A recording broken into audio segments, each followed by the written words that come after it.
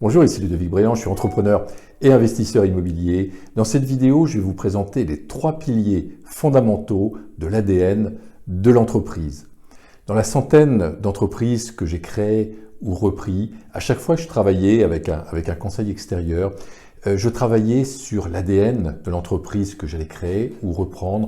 Donc on travaillait sur la mission de cette entreprise, sur la vision de l'entreprise et sur ses valeurs.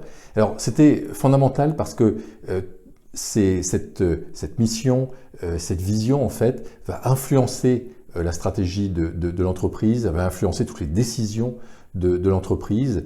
Elles permettent de mobiliser également l'ensemble des ressources, l'ensemble des équipes, le personnel, les partenaires autour de cette vision, de cette mission. Et elle permet également d'identifier la singularité de cette entreprise. Moi, je ne reprenais pas une entreprise si elle n'avait pas une certaine singularité. Par exemple, si on parle de construction, eh bien, moi, je vais parler de construction bois. Voilà, ça va être la singularité de l'entreprise que je vais créer.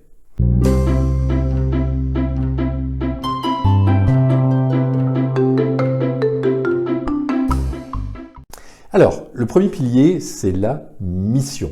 Donc, pourquoi l'entreprise existe? Quelle est sa raison d'être? Alors, pour la formuler, on peut se poser un certain nombre de questions. Dans quel but, en fait, on a créé cette entreprise ou dans quel but on l'a repris? Quel est notre secteur d'activité? Quels sont nos points forts? Quelles sont les compétences de l'entreprise? Qui sont nos clients? Une fois qu'on a déterminé la mission, eh bien, on peut la rendre publique. On peut tout à fait l'afficher, par exemple, sur notre site internet parce que ça va permettre aussi de fédérer donc l'ensemble des partenaires et des équipes donc de l'entreprise. Après la mission, on va parler de vision. Donc, avec la mission, on était sur la raison d'être. Avec la vision, on va être sur la raison d'agir. En fait, c'est l'image du futur. Dans quel but, en fait, on a créé cette entreprise? Où veut-on aller? Quels sont nos objectifs? L'idée, c'est bien sûr de définir en commun cette vision. Même à certains moments, on avait des entreprises où les personnes étaient démotivées, le personnel était démotivé, par exemple. Et bien, en les faisant travailler en commun sur la vision, ça a permis de leur redonner donc de l'énergie. Si l'entreprise est en création, eh bien, on peut bâtir donc l'ensemble du projet politique, on peut le bâtir avec un associé, avec son conjoint, avec des partenaires. Peu importe, c'est mieux de le bâtir avec quelqu'un ou sinon on le fait tout seul. Mais en tout cas, c'est essentiel de définir donc cette vision.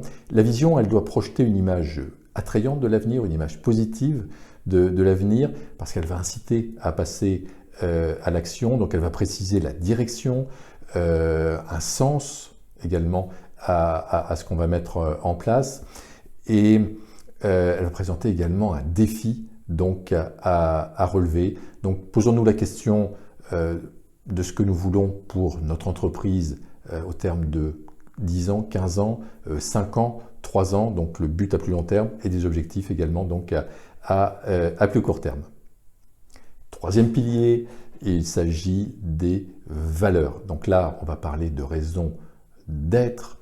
En fait, ça détermine les principes et les convictions de l'entreprise. Ça détermine également les croyances de l'entreprise et ça va également entraîner donc les attitudes souhaitées chez le personnel, chez les partenaires. Souvent, il y a des valeurs qui sont non négociables. Par exemple, chez moi, ce serait la bienveillance, ce serait la loyauté, ça serait la transparence, ça serait l'humanité.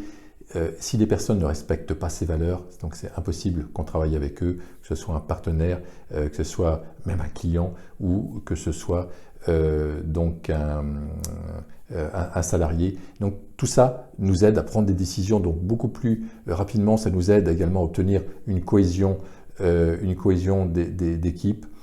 Donc je vous invite à bâtir ce que j'appelle donc le projet politique avec la mission, la vision et les valeurs de votre entreprise. Et ça va vraiment vous aider à avancer d'une manière singulière. Tout ce projet politique, vous pouvez donc l'afficher, vous pouvez l'afficher dans l'entreprise, sur votre site internet. En tout cas, voilà, ça va entraîner une cohésion de vos équipes pour réaliser donc vos buts. Ça vous permet également, cet exercice va également vous permettre de clarifier en fait ce que vous voulez vraiment pour votre entreprise. C'était Ludovic Bréant qui vous aide à entreprendre pour participer à la création d'un monde meilleur. Si cette vidéo a pu vous aider, n'hésitez pas à la liker, à la commenter si vous avez des commentaires à réaliser, et éventuellement à la partager parce que ça peut aider des personnes autour de vous qui démarrent leur entreprise, même leur entreprise individuelle. Je vous souhaite le meilleur et je vous dis à très bientôt.